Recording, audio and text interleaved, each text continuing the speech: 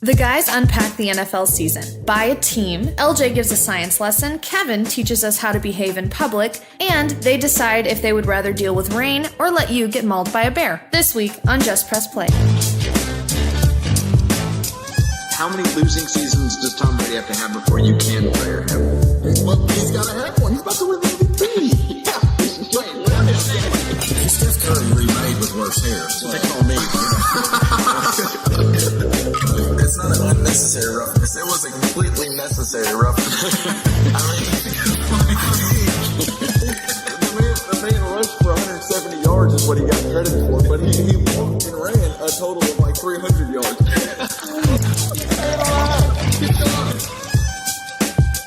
And here we are, another week, another episode of the Just Press Play podcast. And I got the usual suspects. I got Lifford, aka Pops, and LJ with me. Let's talk. I want to wrap up, try to put a bow on the NFL and the Super Bowl. So what do you think? What's some thoughts going now that we're done with the football totally? What's some thoughts, Dad? I'm still on the Malcolm Butler thing, and I did look up a little information on him, and let me share this. I don't know if it leads to a conspiracy theory thing, but it's I love interesting. It. Let's go. So after Super Bowl 49, he arrived late to the organized team meetings in May of 2015. That would have been where he intercepted the ball against Seattle, where they should have run Marshawn Lynch. Yes, yeah. New England did consider including Butler in the trade that got Brandon Cooks. Yes, he was involved in that for a while. But they wound up trading the 32nd overall pick, or their first round pick. Right. So I think Butler gets in his mind that he's worth a first round pick. Also, Butler is, as the time they were doing that, he knew he was entering a contract year this year. So that's why they were thinking about it, because he's going to get paid. Because maybe like you're saying, Butler thinks of himself pretty highly. I think he got to thinking of himself highly. And the Patriots just traded for Gilmore. Gilmore, who they paid money for. They paid 5 years, $65 million, $32 million in the first 2 years. You want to know what? Do you know what Butler's contract is? $3.9 million a year. Wow. So Gilmore, who they just signed a 5 year, $65 million contract. He's sitting there making $3.9 million. I'm just saying that gets in your head. So Butler not only is like, man, they're thinking about shopping me. They're obviously not looking at making me long term. If they went and paid Gilmore long term, so they already found his replacement. One other thing here's the conspiracy thing. So the last time that Butler really set out any time in a regular season game was when New England played New Orleans in week 2, who they didn't trade him to get Brandon Cooks. Belichick demoted Butler for the game. He did have some plays in the game, but it snapped a 38-game starting streak for Butler against New Orleans, the team they didn't wind up trading him to for Brandon Cooks. I mean, could that have been part of the trade agreement? You won't play Butler against us? I don't think so. I don't know. That is weird. That's weird. Wow. So I don't know. There's something going on there. Butler, I don't think will be a Patriot next year. And it's funny. That's the first thing I had written down too. Was what's really interesting to me is that no one knows why Butler was benched for the Super Bowl. They have kept that so close because every player in that locker room knows what happened. I would think. Yeah. If it's that he was late, he missed a curfew or what, they know what it was. Regardless. And he even put an Instagram picture. I forget what all it said, but he put an Instagram picture talking about how the team and stuff and about his benching a little bit. And it was liked by almost all the players. Tom Brady comments on there was like, great teammate, love you always and stuff. So I think there might be a rift between Belichick and the team. And I think Tom's the leader of it. Totally in agreement with you. Because the trainer that Belichick put out that Brady loves. Mm-hmm. And so Belichick, is that him getting back at the team? Like, I'll show you what. I'll just set arguably our best cornerback for the biggest game of the year. It cost you a ring. Well, he's got him, though. I mean, he's trying to win. He's trying to protect his legacy. And if he goes to bed knowing that his team doesn't respect him, I think that might be harder for him than not having another ring. Don't you think? I can't see Neither can Belichick I. costing himself a ring. I can't see that. I can see him doing almost anything for spite Power? and for the future. Yeah. I mean, I think if he's looking at this situation that we've all heard about where Kraft and Brady said Brady is going to play forever and Belichick might have said, no, Garoppolo's my guy next year. If that's happening, and then they told him, no, you don't get to make those calls. And then he says, see what happens when you make your calls and I don't get to make mine. We lose the Super Bowl. I mean, I could see him doing that so he can have another 3, 4, 5 years of having ultimate power there. If I'm the owner in that situation, I'm getting rid of Belichick. If that's how he pays me back for making a decision that I, as an owner, can make, I have the authority to make, I'm getting a different coach. I mean, I think you're right.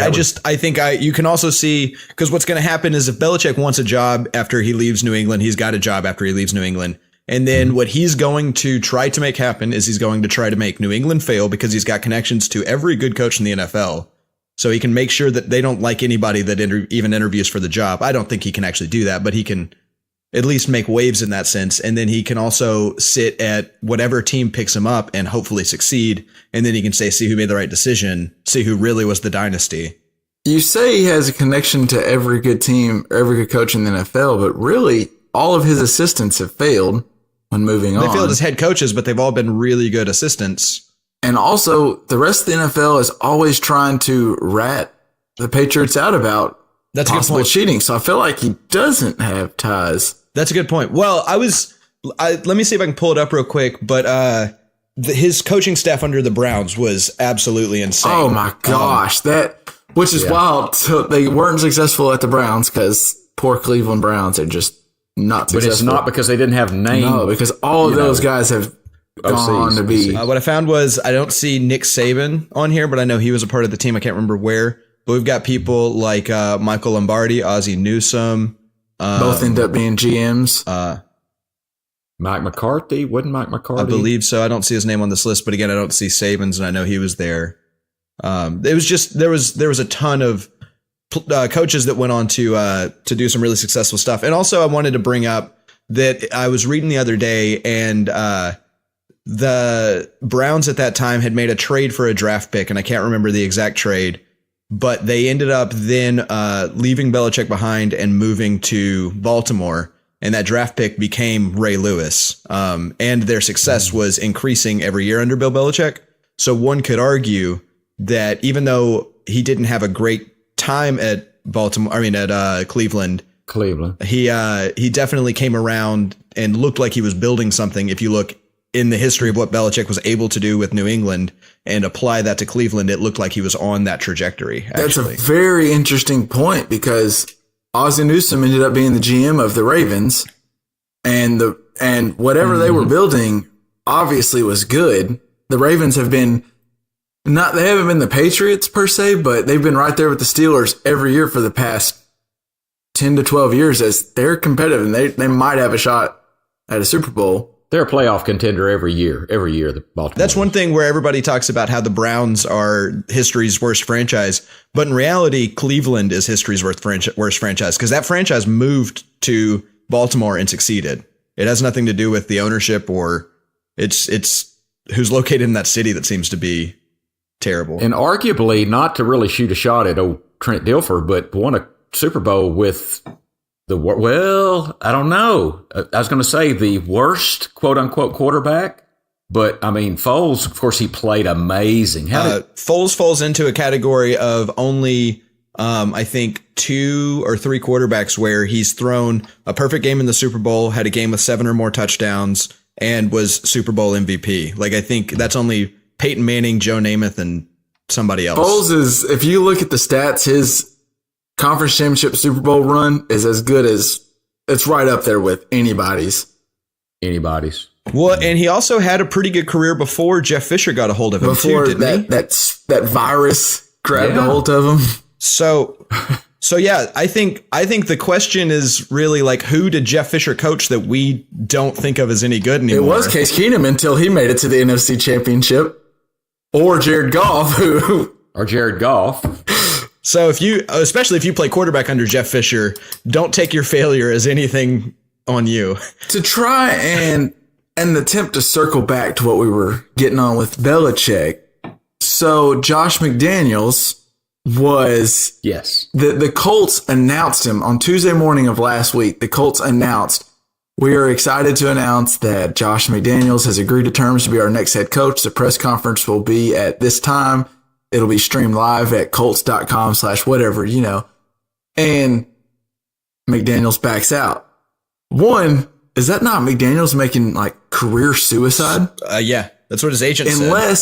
Unless Belichick's retiring soon. Unless his future at New England is assured. But interestingly, reports have come out since that Belichick will definitely be coaching next year. 100%. And many close to him believe that he'll be coaching for the next at least 3 to 4 years, and that McDaniels deciding to stay had nothing to do with him as the successor, but just that he had stability as at least the OC. I read that, and that, he's got 4 kids. The youngest one is 3 or 4, 5. Yeah, and he has a couple middle school. So what I read was they suppose that Kraft and Belichick got him in a room and said, we will long-term commit to you. Your kids can graduate from high school here, which is unusual in a coaching profession, and gave him some raise that wasn't insignificant, not as much as a head coach would make. But also Belichick said that he was going to now take him under his wing and really show him the ropes. As far as, to me, that read not only coaching wise, because I think McDaniels is smart when it comes to coaching. Yeah. But like salary cap wise, how we draft, how we cut, how to talk everything. to Jay Cutler and Brendan and Marshall. Belichick's never done that. Belichick's never really fully taken anyone under his wing because he doesn't want any of his assistants to end up beating him, I think. So I think the writing's on the wall that Belichick is going to retire. Like he knows, okay, retirement's coming, but I don't think it's soon. That's inevitable at some point. And Josh McDaniels has the opportunity to sit there and learn from, the Zen master of coaching. That's worth some a dollar value. Or some value. What was really interesting to me is when Schefter tweeted, I don't know if you saw this, but from an NFL exec, anonymous, but he said, this is just Kraft taking any chance he can to give it to the Colts, because the Colts are the ones that kind of blew the whistle on Deflategate when to me, that was BS. But maybe Kraft was just blame like the Colts for that. No, well, they lost like 42-10 or whatever it was. So, yeah, but you can't blame them for saying, I think they might be cheating. And there's many people that have accused them of cheating. It's not just the Colts. But like next year, if you're a team looking like the Cowboys do bad and they fire Jason Garrett, Josh McDaniels is interesting because him paired with a young quarterback, that's what you want. Just like Kyle Shanahan, Garoppolo, which we'll get into later. Wow. You want, I think, McVay, Goff. You want those young coach, offensive minded with a young quarterback. But I don't know. I wouldn't go for McDaniels. What's even worse with McDaniels, the assistant, the defensive coordinator got hired and signed a contract with the Colts. Like he's going to be the Colts DC now, regardless of who the head coach is. And it was because it was kind of McDaniels' thing. Like McDaniels going to be the head coach. You'll be the DC. So did McDaniels pick those guys? He handpicked that's a McDaniels guy. And he screwed them by not going. Yeah. That's a bad as far move. as just as the coaching brotherhood, like that is a big black eye that will never leave. I would have a lack of respect for somebody that, even if they're leaving me, that said they had accepted a job and reconsidered. I would have a problem with that either way. So Jerry Richardson is selling the Panthers after allegations of some sexual misconduct. We're not going to get too deep into that, but there are some financial experts that are predicting that the Panthers go for $2 billion roughly, maybe $3 billion, which would be, if they go for $3 billion plus, that would be a record of any sports team. So I'm just interested in y'all's perspective on, would you be, obviously we don't have the money for that. I'm close. But speak for yourself. Would you be willing to buy into a team for that? In the NFL, of all teams, of all sports. I feel like that's going to make your money back probably. How much does well, I don't know. I don't know what the cut the owners get. I mean, presumably all the profit. 32 teams, they all split it evenly. So then it really almost doesn't matter which team you get, except for you get your concessions, right? I think everybody gets their concessions. Yeah. And you're buying a team with Cam Newton. Right. I mean, but that doesn't necessarily matter for your money.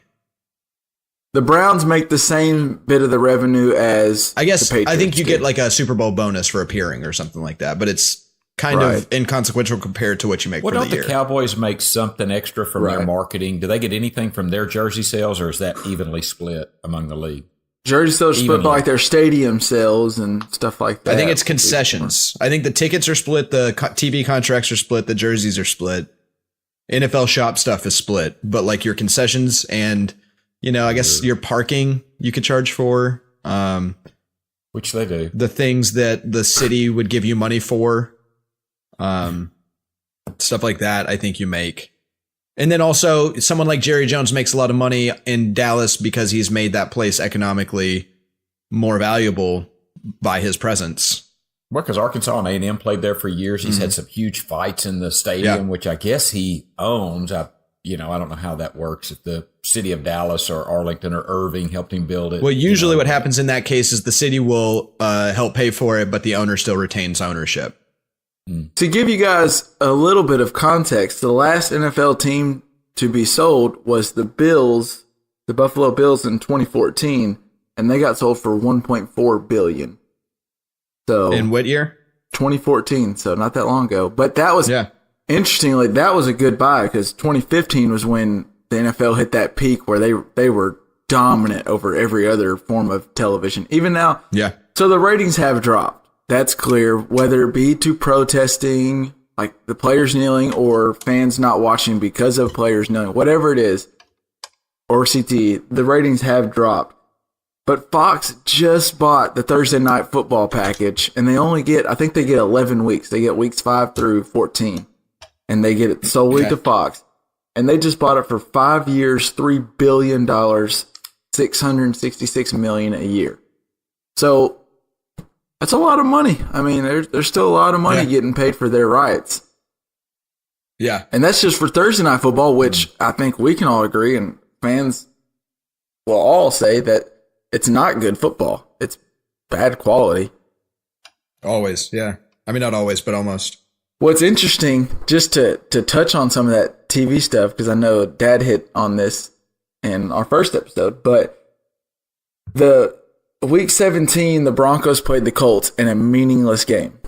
I mean, the Broncos aren't making the playoffs. The Colts aren't making the playoffs on Thursday night. And the rating was a 7.4, which was down from 10.1 to Week 17 the year before. So obviously it took a big drop. But if you look at that, dominated any other television show on Thursday night. The next top was Big Bang Theory in their season finale. Got a 2.6. Wow. The Young Sheldon, which is a new show on CBS, got a 2.0. So I mean, NFL is dominating still. What was the NFL? What was the number? 7.4. Wow. So it's the worst football that you can watch, but it's still dominating anything else that's on TV on Thursday nights.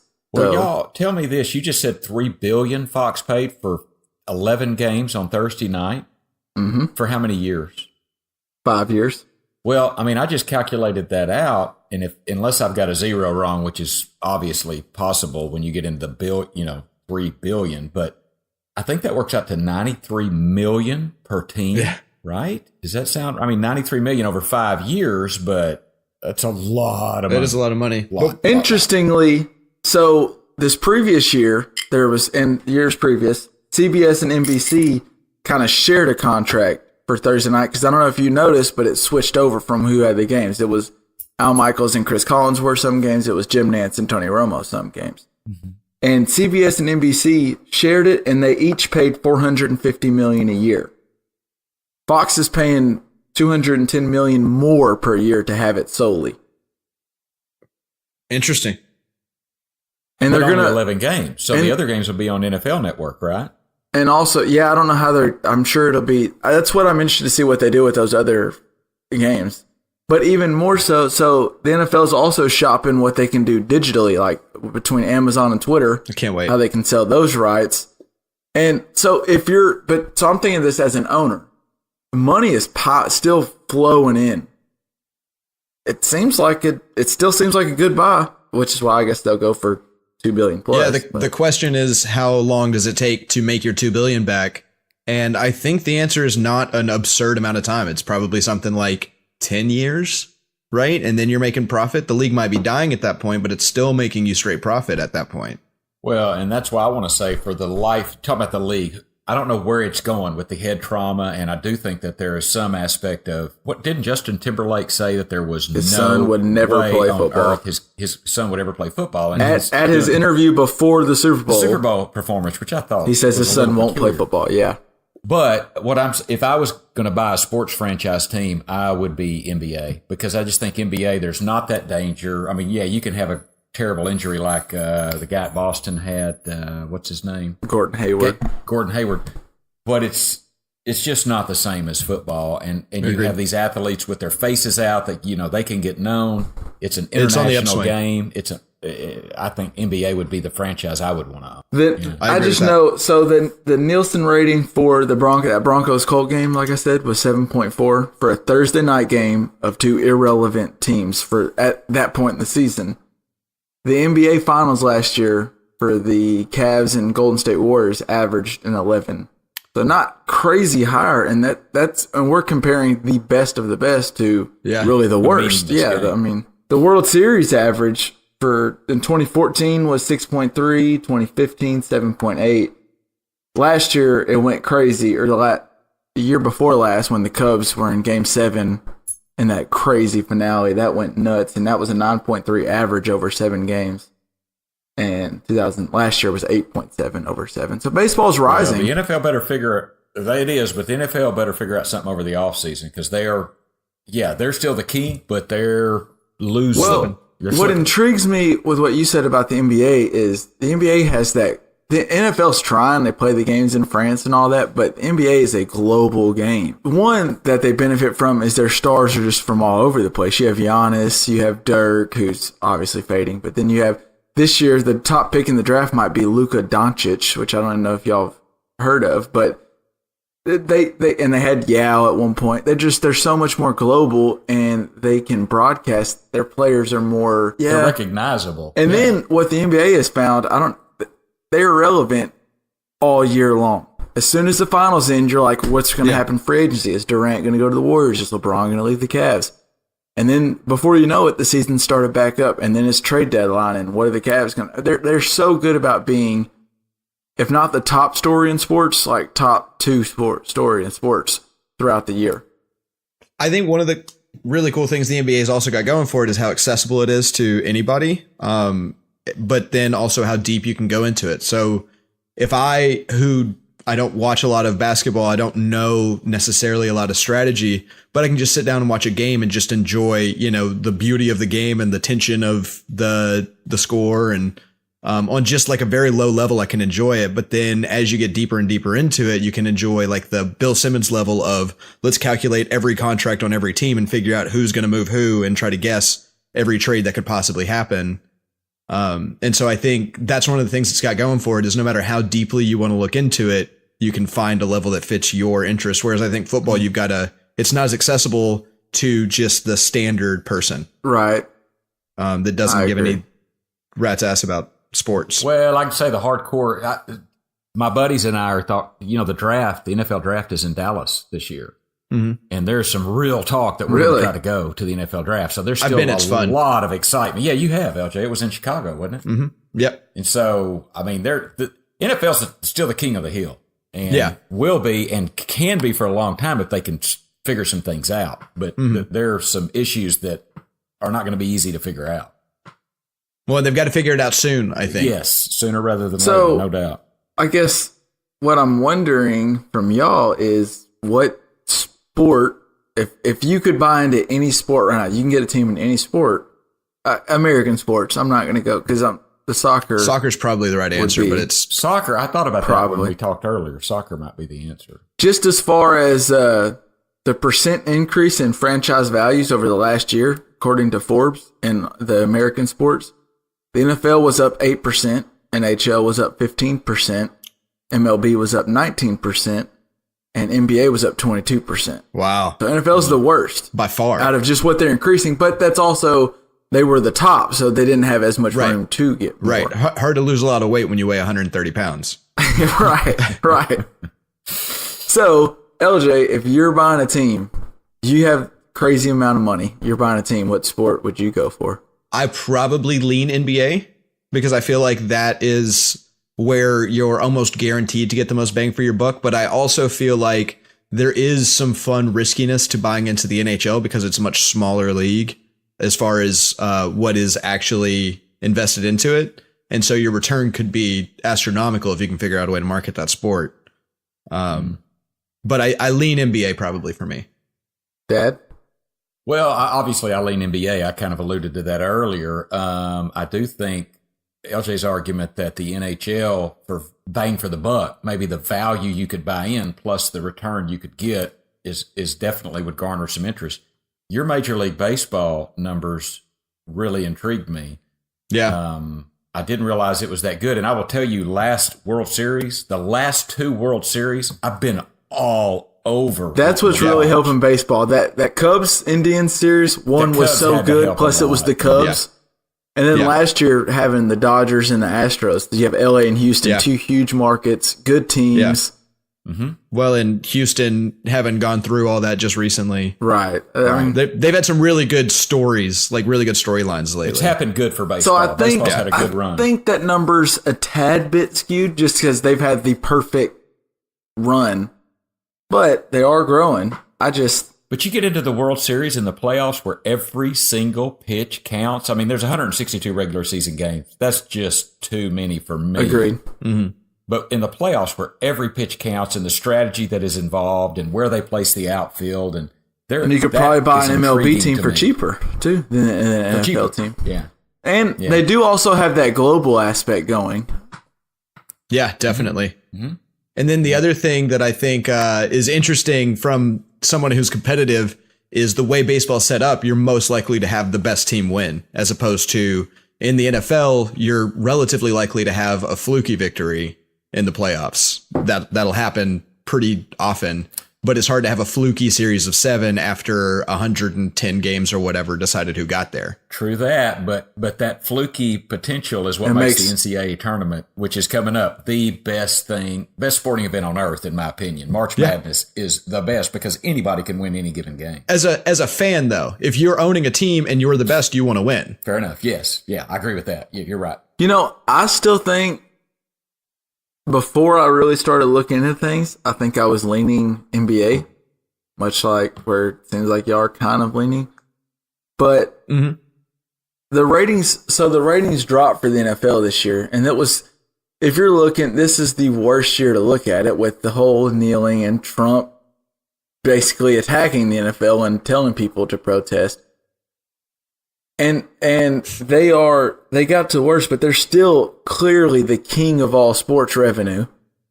And you can buy into that now, and their rights. So they set it up to where now the NFL's rights all go up in 5 years between Thursday night, Monday night, and the Sunday games. So it's probably going to be another huge deal, whether it be Amazon, Twitter, or NBC, or whatever it is. Whatever ends up happening with TV, the NFL is going to make their money off. I think the only problem the NFL has is with CTE and people not wanting to have their kids grow into it. But I think that's a 20-year problem, not a 5 or 10-year problem. I think it's a 10-year problem, personally. Really? Yeah, because I think if you look at the kids who are playing high school football right now or opting not to, those are going to be the rookie of the year in 10 years. Yeah. Right? Yeah. So those are the people you're missing out on, are the people that decided to play basketball instead now. Because Timberlake, how old is Justin Timberlake? How old are his kids? Does he have kids? He has a son. That's why they got to ask the question. I don't know. How old is his son? Any idea? But I think you're right. That age group, and I know we may have touched on this when you guys were younger. I wanted y'all to play football because I love football. But then when you decided not to, I was okay with it completely. And I think that's even more so. His kid's 2? His 2, yeah. Yeah.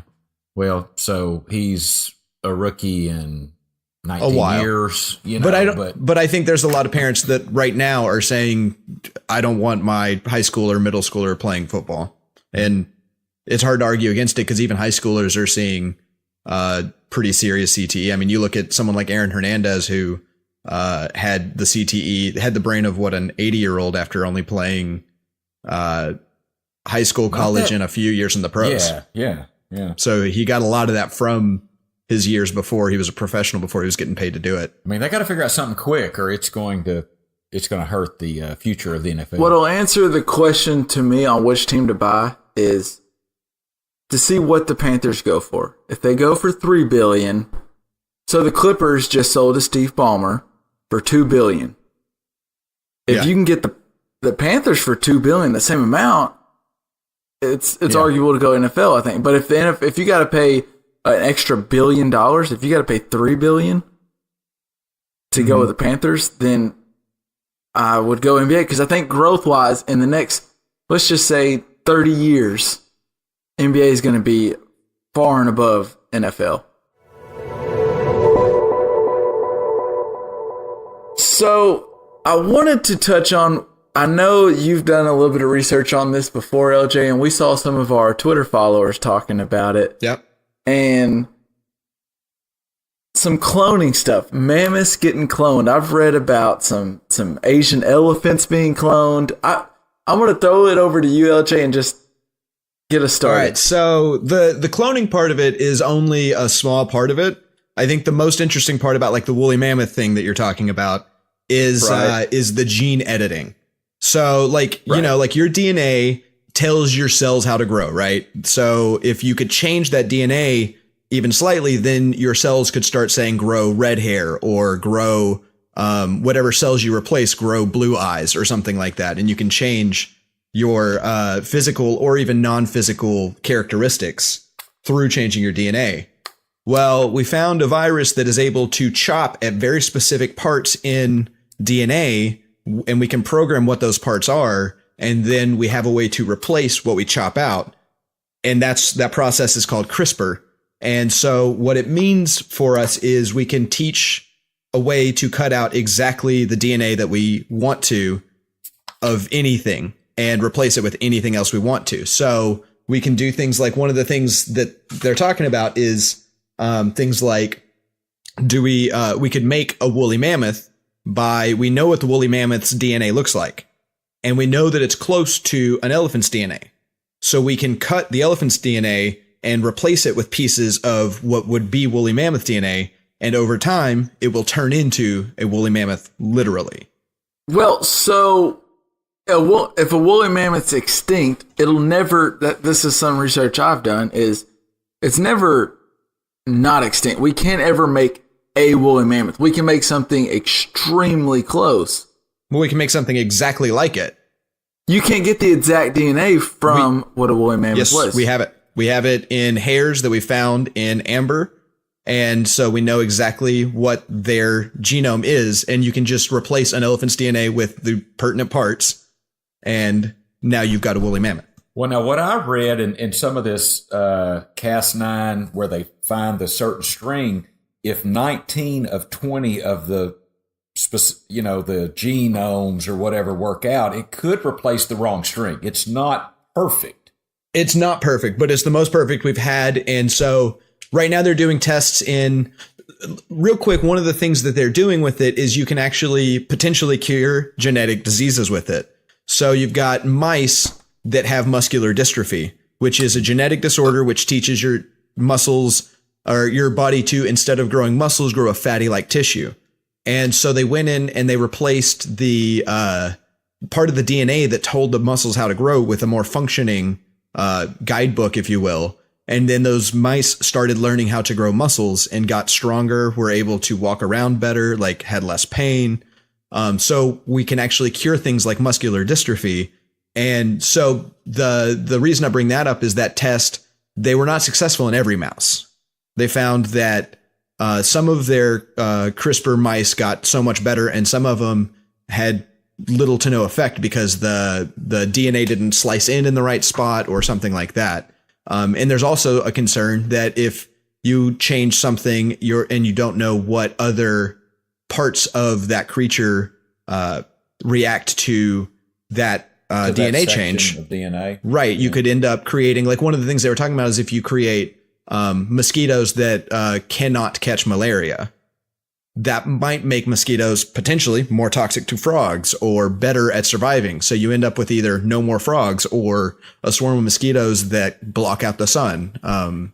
It's hard to know exactly what's going to come from every little change on that small of a scale in creatures' guidebooks. What I found interesting is I was listening to something that said one of the proponents, there's ethical issues on whether we should or shouldn't do this. And some people's proponents are so snow insulates dirt and it makes it to where, like, if the temperatures rise and fall, that's one thing. But when there's snow on top, it's slower to rise and fall.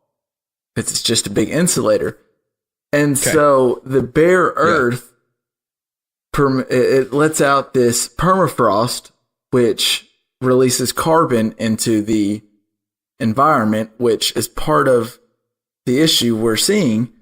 If you have global warming, right? And if we can make one thing that making more mammoths would do, if we put mammoths into these snowy environments like they used to be, they're now trafficking the snow. I don't know if they eat the snow, but there's snow and they're trafficking it. And the less snow comes out, that means that we get back to what the earth was doing at the beginning, and it slows the release of carbon into the atmosphere, thus making our atmosphere more healthy.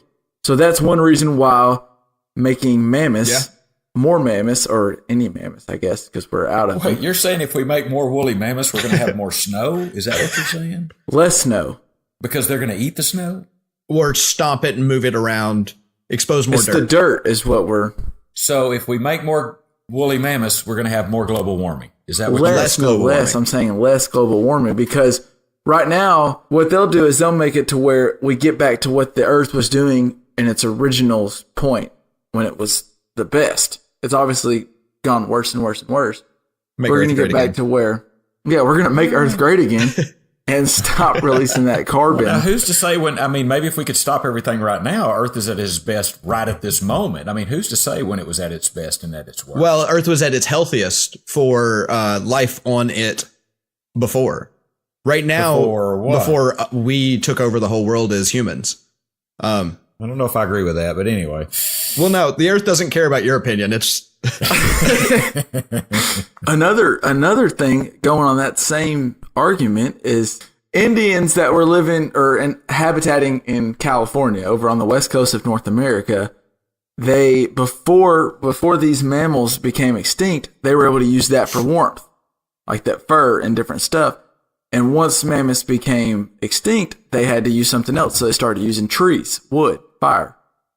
And they started killing all the trees. They started using all that wood. And so we got less trees. Now California is where it's at. It's so fascinating to me to see the progression we've got. I don't know if we clone mammoths and bring more mammoths into our habitat.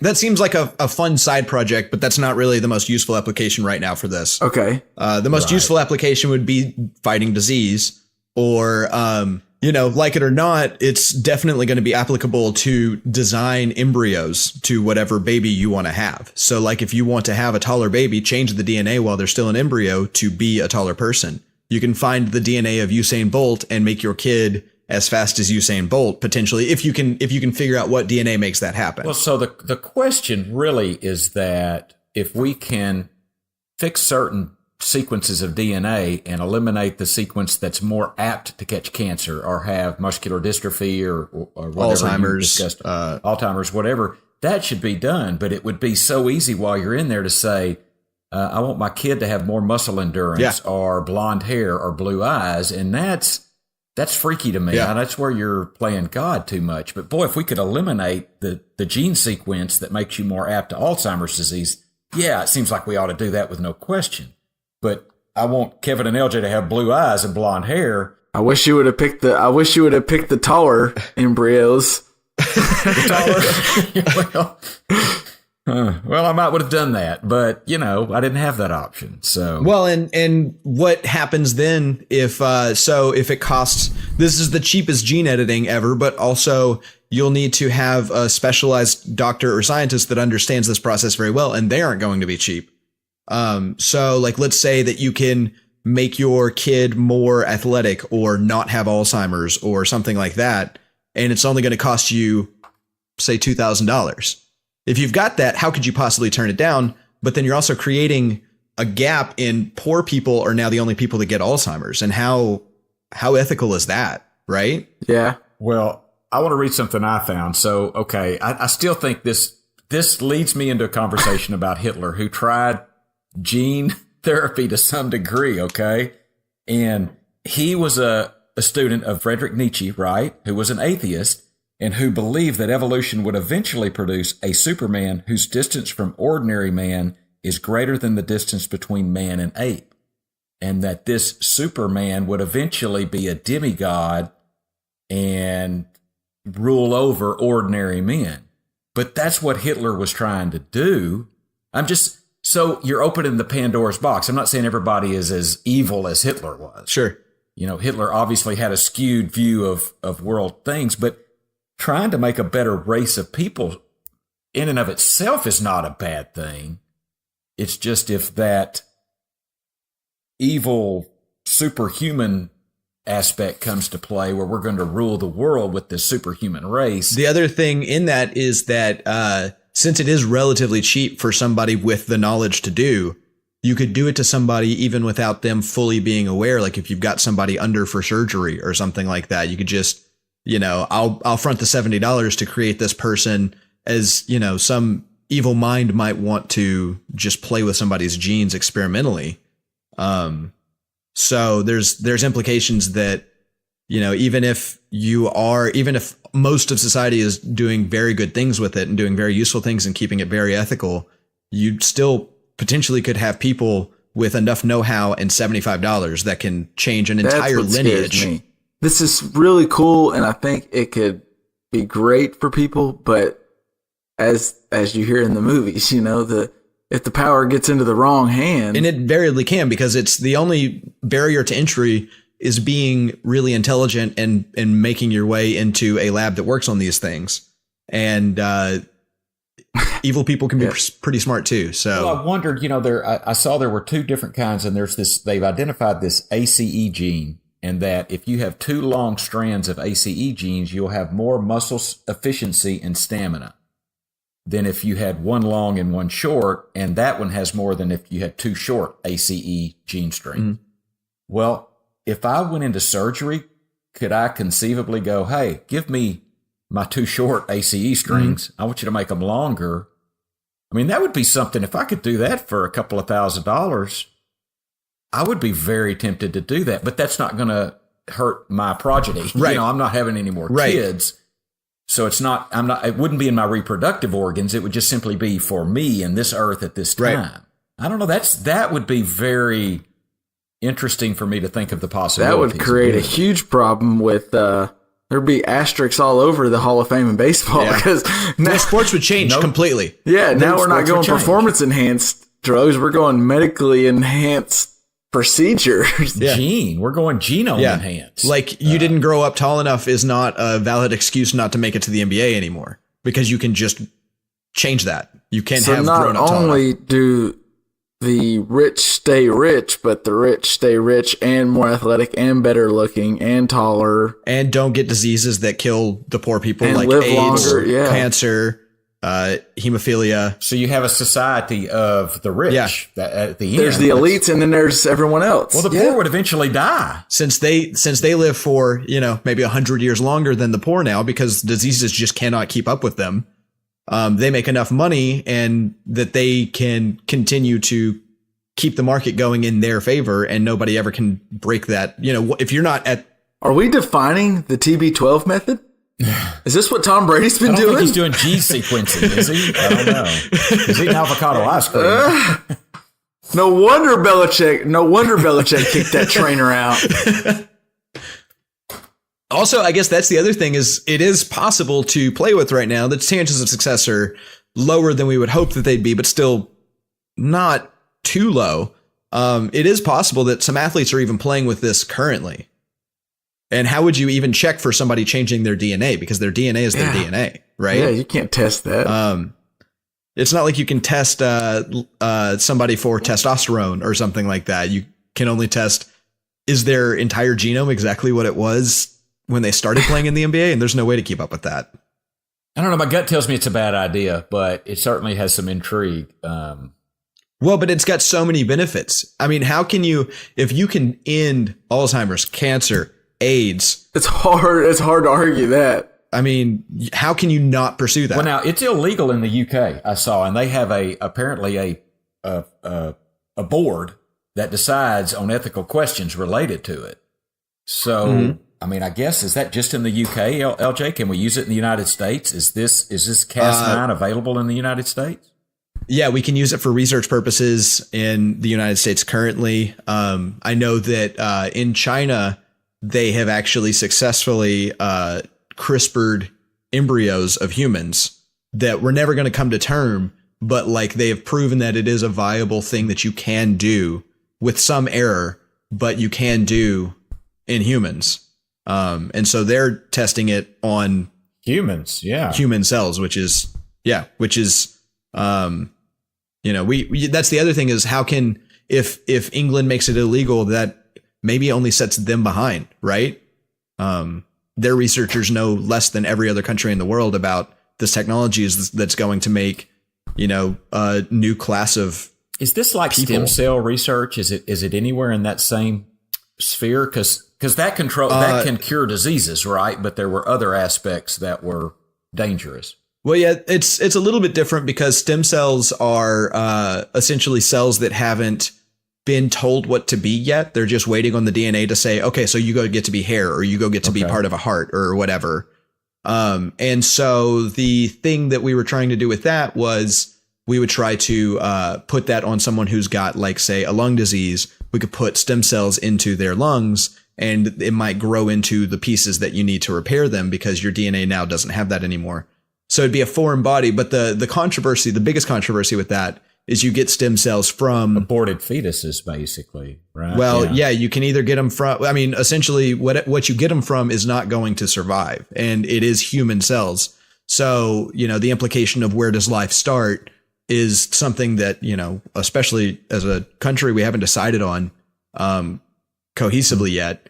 And so to take those cells is very controversial, but it is a little bit different in that that's not controversial because it could change the world in ways that we can't even imagine yet.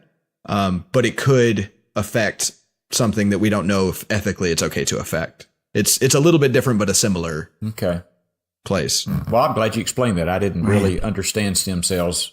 So it's a cell that doesn't know what it wants to be, and you can make it be anything you want. Be lungs. That is my understanding. Is it's waiting for instructions still, and so that's what makes up the majority of a zygote, I believe it's called. And I should clarify before our listeners start writing this down. I'm not a scientist. Yeah. This is the best of my understanding, and I think the other two guys. I'm an avid Googler. He did say the Holiday Inn Express last night, but But yeah, a zygote is made up of stem cells, and as it multiplies and divides, then it becomes more and more stem cells that then start getting jobs after some amount of time. Whereas that made me think of a great Third Eye Blind song. I'm just saying. You know the song Darwin by Third Eye Blind? Oh yeah, Darwin is amazing. It's a great song. Check it out, listeners, if you haven't yet. And then another interesting thing that they figured out is you can, through CRISPR, to get back to that, you can actually teach. Tell me what CRISPR is real quick. Tell the listeners. Does that acronym mean something, LJ? Yeah, let me look it up real quick. It'll take me 2 seconds. It's an acronym, Kev, for this procedure, but I don't know what it stands for. So CRISPR stands for Clustered Regularly Interspaced Short Palindromic Repeats. And that name makes a lot of sense if you know exactly what's going on. But that is like a pretty hardy science lesson about how DNA works and how bacteria saves virus DNA. And so there's a lot of resources out there if anyone wants to learn more. I find it highly interesting, but it is really technical and specific. Well, so you touched on that, LJ. So we learned this from bacteria that actually do this naturally. They cut out a part of their DNA and splice something else in to keep parasitic bacteria from coming in and taking refuge in their DNA. Right. So we learned this procedure from a natural procedure. Right. It was actually something we discovered back in the 80s that it was happening. Okay. Some Japanese scientists discovered it, but it wasn't up until I think like maybe 10 years ago that scientists started thinking about the applications that we are dealing with now. At that time, they were just saying, this is some really neat stuff, but it took until like we had these really cool gene databases that everything can be searchable. So anybody with an internet connection can learn about bacteria DNA, that we started thinking about what can we do with this? And that's where we got these scissors that can cut up your DNA and fix them. Amazing. Amazing stuff. Yeah. You want to change your mosquitoes to not have malaria, right? So you change a mosquito's DNA, and then it goes out into the wild and it mates with a mosquito that has not had this CRISPR procedure done to it. And then their child has a 50% chance of getting the gene that you put into it, right? And then its child will have a 25% chance of getting the gene that you put into it. So over time, your genes start to disappear. So can we actually do anything long term to keep mosquitoes from having malaria? Well, someone came up with an idea of CRISPRing something twice, essentially. One to give it the gene you want, and one to give it a gene that teaches it how to make that CRISPR process happen in its progeny. So then you can go into the baby as it's being born and snip out that part of the DNA and make it 100% likely that it comes out with both of those genes that you put into it. So then you can go into changing the entirety of mosquitoes forever in however long it takes for the entire population to reproduce something like, well, it depends on how many you put out into the world, but maybe, 30 cycles of reproduction. Maybe you could change all of mosquitoes ever. And then that can apply to humans or frogs or whatever you want it to. Well, we're speeding up evolution, right? Evolution take 1,000 generations, and now we can do it. Yeah, but we're putting evolution into our own hands. Yeah. We're also, deciding what evolution should be. And one of the reasons evolution has been successful is that it's had thousands of years to try and make errors and fix and stuff like that. Yeah. Whereas we're saying, let's change everything in the next 40 years and see what happens. And we make some bad decisions sometimes. I'm just saying. So we've been known to do that. Every so often. I've not formed my opinion yet, but in my gut, I'm a little nervous about it. I'm scared. Yeah, well, I feel the same way. As I've got this concern, but also I feel like it's hard to stand in the way of something that is going to be unbelievably useful. So I wanted to get on a lighter subject, and that is Should be about anything. People that don't know how to carry themselves in a grocery store. Here we go. How do you mean? We're getting on Etiquette with Kevin here, and it's small things that just really kind of grind my gears a little bit. And it's like, if you're going down the middle of an aisle and you're looking for something, don't leave your buggy in the middle of the damn aisle. Agreed. Take it over to the left side. I don't care what. Agreed. It should be on the right side, and if you need to get something over from the left, you leave your buggy, you go get it, and you put it back. There's no reason to have your buggy in the middle. I've left my buggy at an end cap sometimes to go grab something down an aisle, but you put it over on the edge. I mean, you try to make it unobtrusive. If the aisle is really packed, if you get over to it and you see there's a ton of people in there, just leave your buggy in the open area, go get your salsa or whatever thing you need, and bring it back to your buggy. Yeah. But don't leave, and never, please, leave your buggy just unattended in an aisle where you nowhere near it. There's no point. I agree. If you can't see it, then you've done something wrong. Oh, every now and then I'll get the peanut butter and I'll think, I got to reach around there and get some chocolate bars or something, or you've done something wrong. Well, but I come right back. I mean, I'm aware, I'm cognizant of I need to get back to my buggy really quick. I think I'm okay with that. Where do y'all stand on returning? So you decide, I don't want the peanut butter. Do you just stick the peanut butter on a shelf, or do you go back and put it where it was? I've done it. I've just put it where it is. I think the biggest thing. I've done both. The most important thing is if it's something like raw meat and you don't put that back in the fridge area, then you are absolutely terrible. You're a urinal gum spitter. You're the scum. You spit your gum in the urinal. That's it. But if it's peanut butter, I have much less of a problem with that, although it's still not good practice. That's my opinion. It's directly related to how much of a hurry I'm in. If I'm not in a hurry, I will put it back. And I would say more often than not, I'm going to put the item back where I got it from. But if I'm in a hurry, it's on the end cap with the flour, whatever. I don't know. While we're kind of on carts and buggies. Well, I always call it a buggy. Some people call it a cart. But while we're on buggies, you can let your child control the buggy if you would like, but they can be the engine per se, but you as the adult need to be the navigator at the end. Don't leave your child just controlling the buggy by themselves. Dad, you used to always hold the end of it, and I know you got a couple of Achilles just clipped in that. I did have a couple of Achilles injuries, yes. If it's your kid, that's fine, but your kid better not run in the back of my damn leg, or I just will be upset with you as a human. No, yeah, I would always pull it around. I'd let you guys be the engine, but I would be on the front, kind of directing. Yeah, I think you have to do that. What is the age that a kid can push a buggy without supervision? Well, one, they have to definitely be able to see clearly over, like chin over the buggy at least. Maybe they need a driver's license first. So Peter Dinklage couldn't drive a damn buggy right now. Is that what you're saying? That is what he's saying. Man. That's exactly what he's saying. I mean, I think now you're being bigoted to short people. You should. I don't think your child doesn't need to have a driver's license. So like 16, you can get a driver's license. About 13, you can get your cart privileges, your solo cart privileges. I think it might be because, it's always based on the kid, like what they're capable of. So I think it might be something along the lines of like, would you let them use the stove while you're away from home? And if the answer is yes, then they can push the cart. But don't leave that kid who can't control the stove out blindly running their cart around, running into people and things. You clearly don't trust them. So also check out one, if the thing says 20 items or less or 10 items or less, don't go in there with 11 items or 21. Like those are meant for speedy checkouts. Also, the self-checkout, which is becoming bigger now, those are meant for quick go-arounds. Don't go to the self-checkout when you have a buggy full of stuff. Just go wait your turn in line. I hate it when I'm sitting there and I have my milk, I have some apples and a Snickers bar. And the underwear that you had to buy and left it all. And the underwear because I didn't have any here. I have all 4 items in my hand. And I didn't even use a buggy because I knew I could Can you carry get underwear at the grocery store? Yeah. There? You And can get anything at Walmart.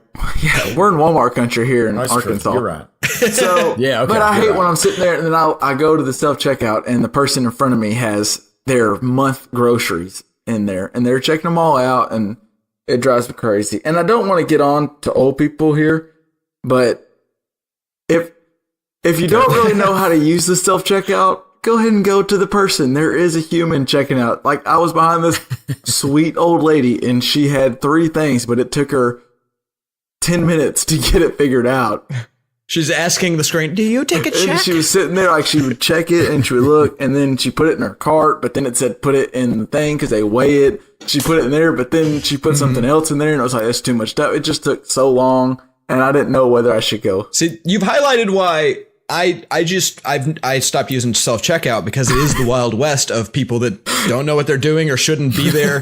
Whereas the lines, there are clear rules about like when you go, how long it should generally take based on what I will take a line any day over a self-checkout, unless the self-checkout's empty and I've got 2 items. Me too. Because they know what they're doing at the checkout. They could do it quickly, usually. Yeah. That's why you don't go to the self-checkout unless you know the rules, which we are so clearly laying out here for you. See, I say let it be the Wild West and let me enjoy having checkout lines be actually smaller because the idiots are going to the self-checkout to check out 2 plasma screen TVs and 6 months worth of groceries. The idiot's in Kevin. That's who's going over there. Yeah.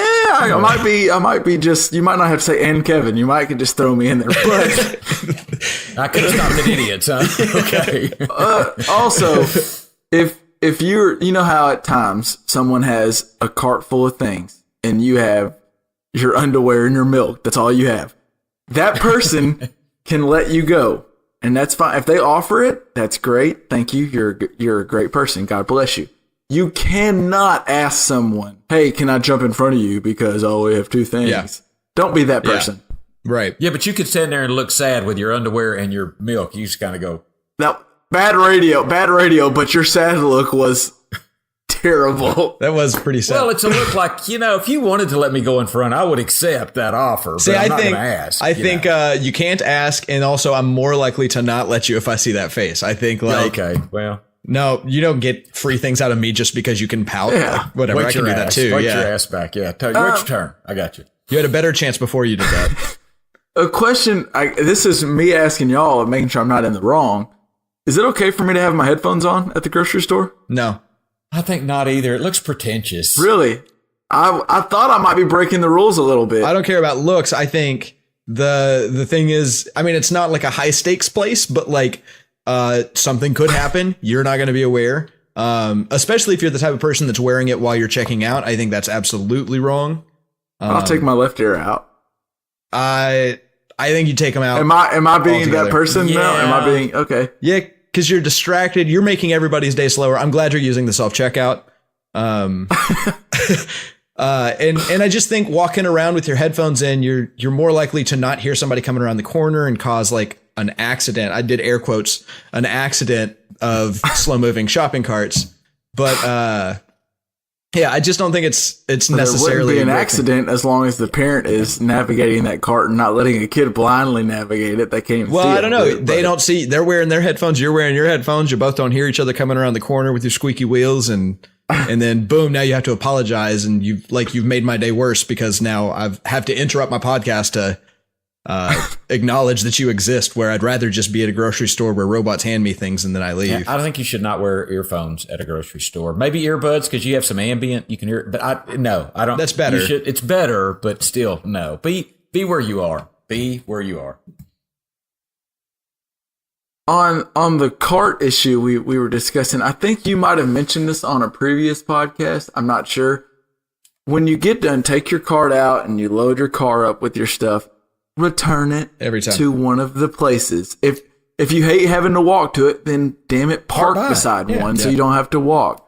But don't leave your cart sitting in the parking lot to where it can roll around or it makes somewhere where they can't park somewhere. Just, it's not that hard. It's a few extra steps. And if you really hate it, then leave your cart at the front door and grab your bags and walk with it. Yeah. But I just hate it when people leave their cart sitting there. I agree with that. There's not much more annoying to me when I'm driving to a grocery store than to not be able to park in a decent parking spot because there's a cart in the middle of it. Yeah.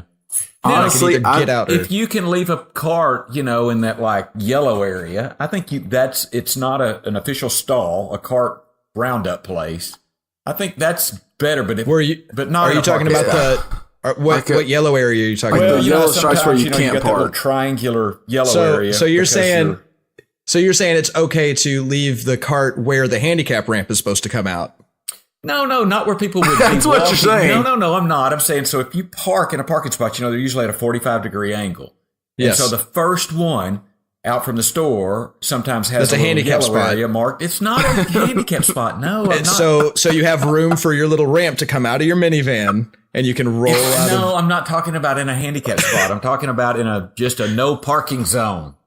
So just you can screw the disabled over, but don't screw us guys that can walk.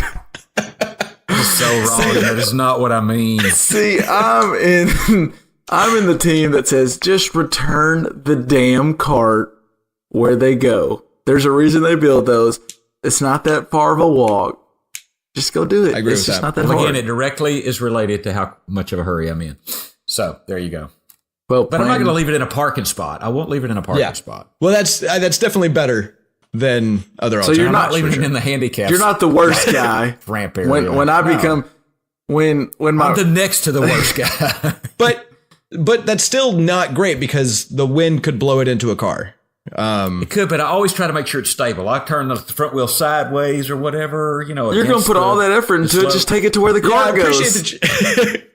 It's like spending 18 hours trying to figure out how to cheat on a test when you could spend 6 studying and Just pass. take it to the Next car thing time and throw it in there. You don't even have to do it lightly. If any of our listeners see a confused middle-aged man in the parking lot at Albertsons trying to figure out where the hell to leave his cart, that's me, okay? That's me. Well, I guess maybe you're bringing up a good point in that if the grocery store has not taken care to put those cart return spots in enough places, that might be on them. And so maybe they're like maybe you leave it right in front of their doors just to let them know how inconvenient they're making the world. I like the way you're thinking. Yes. What do y'all think about, I don't want to be anti-family here, but there's no reason to take you, your wife, and your 6 kids to the grocery store. Y'all take up the whole aisle. You go like less than a half a mile per second. You know, you're just taking forever. I think one thing that you're not considering is that nobody wants to do that. So it's not like they have a choice in the matter. Yeah, this is coming from the single guy with no kid. Yeah, okay. Right. You don't want to think, okay, so I need to go grocery shopping. Let's bring the wife and all 6 of the kids. Yeah, let's bring all 6 of them. That's a terrible time for everybody. So they're not trying to break a rule and get away with something because it's just fun at the grocery store with the family. So what Kevin's saying is that because you couldn't leave the oldest one in charge because he's such a knucklehead, bring him on to the grocery store because he's not safe to leave at home by himself. Well, you wouldn't want him using the stove. Yeah. or So let him drive the shopping cart instead. So next time I see that family, I should just look at the dad and both of us will make our eye contact, and we're both equally disappointed in the situation that Do we're the in. appropriate bathroom nod. Just do the bathroom nod. Yeah. Walk on. Don't say I'm disappointed and you just kind of give the I'm so sorry. I just wanted to I wanted to touch on some of these because there's just I don't want to negatively affect anyone else's experience at the grocery store, and I don't want anyone to negatively affect my experience. And there's just small things. Yeah, there's just small things that we could all refrain from, and it would make everyone's time better. There's no reason this planet can't be pleasant for all of us. Right. I mean, and you know what? We'll clone the people out that leave their shopping cart in the middle of the aisle. We'll get rid of you. The DNA that lets your brain take the DNA. Yeah. Now let's get with the Klosterman Corner. And Dad, I believe you have a question for us. So I have a question for you. So be patient. It takes just a minute. Listen to me. All right. Think of someone who is your friend. Do not select your best friend, but make sure the person is someone you would classify as considerably more than an acquaintance. This friend is going to be attacked by a grizzly bear. Now, this person will survive the bear attack. That is guaranteed. There is a 100% chance that your friend will live. However, the extent of his injuries is unknown. He might receive nothing but a few superficial scratches, but he also might lose a limb or multiple limbs. He might recover completely in 24 hours with nothing but a great story, or he might spend the rest of his life in a wheelchair. Somehow, you have the ability to stop this attack from happening. You can magically save your friend from the bear, but his or her salvation will come at a peculiar price. If you choose to stop the bear, it will always rain. For the rest of your life, wherever you go, it will be raining. Sometimes it will pour and sometimes it will drizzle, but it will never not be raining. But it won't rain over the totality of the earth, nor will the hydrogeological cycle be disrupted. These storm clouds will be isolated and they will focus entirely on your specific whereabouts. You will never see the sun again. Jeez. Do you stop the bear and accept a lifetime of rain? Wow. Oh, man. So that's a long one, but that's a question. That's a good question. A lot to unpack with that. I just wanted to tell y'all my first thought that creeped into my head was I'm not going to mention the friend, but I had an image of a friend, and then I thought Leonardo DiCaprio and Revenant just ripping my friend apart. I was like, oh God. So, so the friend will survive, undoubtedly. Definitely. But and his injuries could be such that he just has a great story to tell. Or he could lose limbs. Or he could lose limbs, multiple limbs, could be in a wheelchair for the rest of his life. I think the question is, of people that survive bear attacks, what is the percentage of people that just have scratches and cool stories? I don't know the stats on that. Well, I don't have that offhand. Because I feel like the people that survive bear attacks are the ones that get away. So they're not the ones that are missing limbs usually, probably. So I'd say you're probably more likely, if you're going to survive it, to not be terribly injured. I think that's fair. If you're going to survive, you probably wouldn't be terribly injured. Of those that have bear attacks, how many survive? Right, but we already know that we're in that small pie, a piece of the pie. It just seems so. It's super selfish to say that I'll let my friend be attacked and deal with whatever happens, but I want to see some sun at some point. I mean, sunshine is pretty cool. I mean, yeah. I was thinking though, like, before the rain thing came into play, I was thinking, well, this is kind of interesting because it's like, do you want to give your friend an opportunity to have the story while they're risking? I mean, like, it's almost like skydiving, but you know something's probably going to go wrong. You know, like, you do end up with this, like, the friend that I had in mind would not want this story at all. So I would have to say probably I would lean towards no, but I don't know. No rain or no sunshine. You would lean towards letting the bear attack, or don't let him attack. Okay. I would lean towards that, but man, that is such a depressed, like, the sunshine is what is, you know, I open the windows every day so I can, like, get some energy into the house, you know?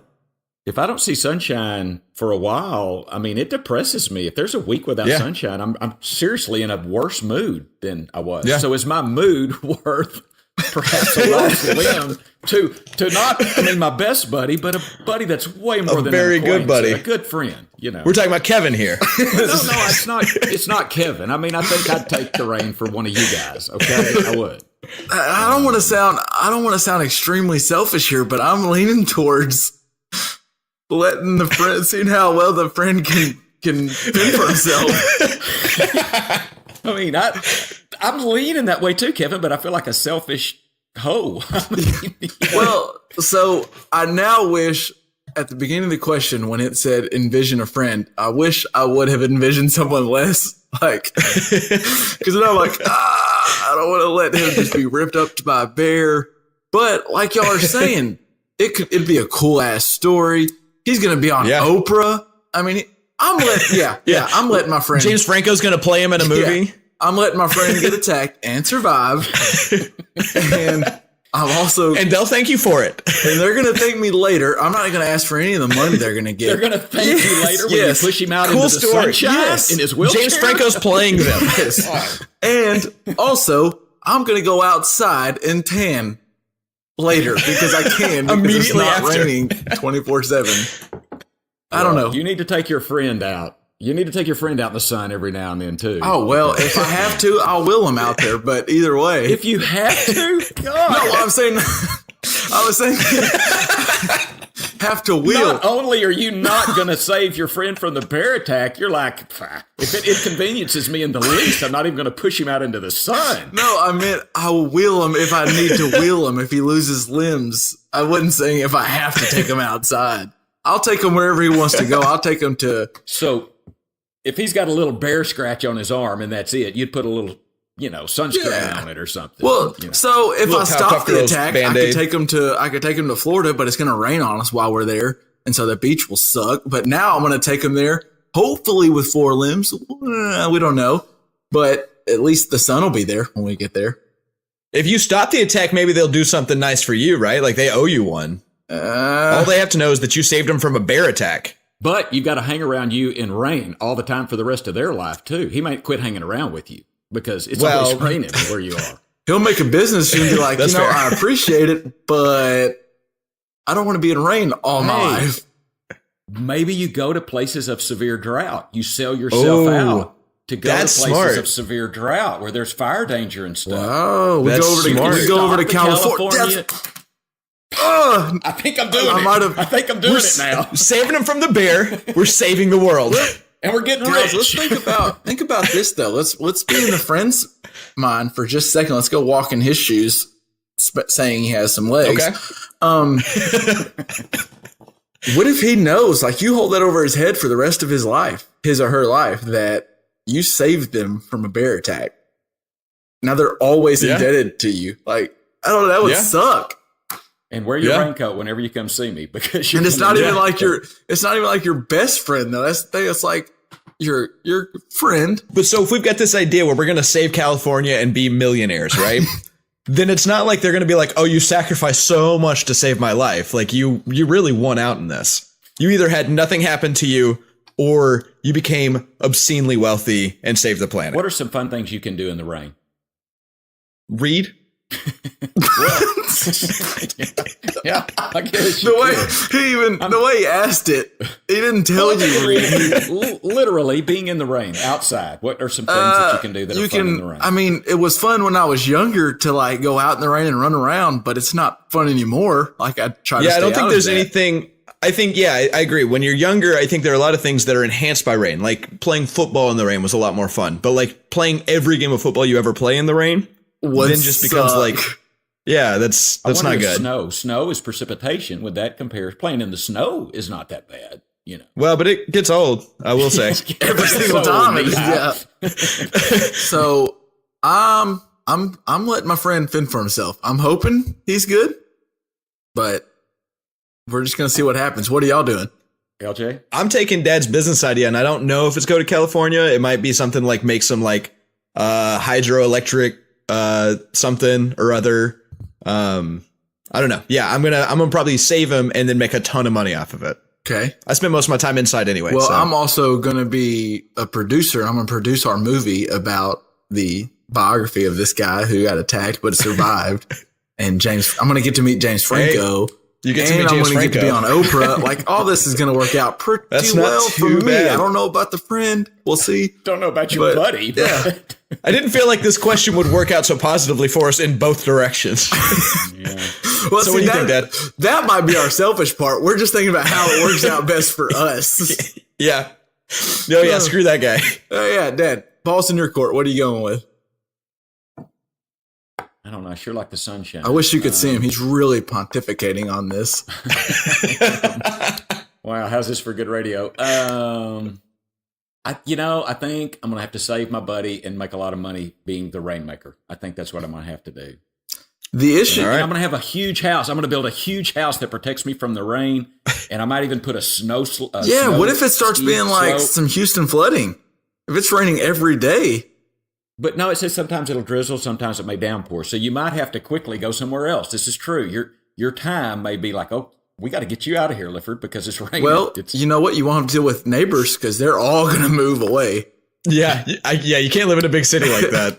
You'll get kicked out immediately. But y'all are wanting to go to California and go to LA or something. Well, I guess they'll keep us for at least a while. No more beach. No more California beach. Well, you can go to the California beach. girls. It's going to be raining. Nobody will be there with you. It's just going to be raining. Yeah. Yeah. Good luck. Bring your umbrella. All right. I'm saving the buddy. I'm taking the rain. I'm making same do with it. That's what I'm going to do. Well, I hope my buddy's tough.